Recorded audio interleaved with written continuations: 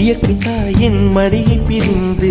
எப்படி வாழ இதயம் தொலைந்து சலித்து போனேன் மனிதனாயிருந்து பறக்க வேண்டும் பறவையாய் திரிந்து திரிந்து பறந்து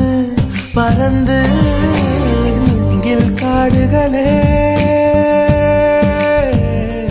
வந்து முனகும் பாடல்களே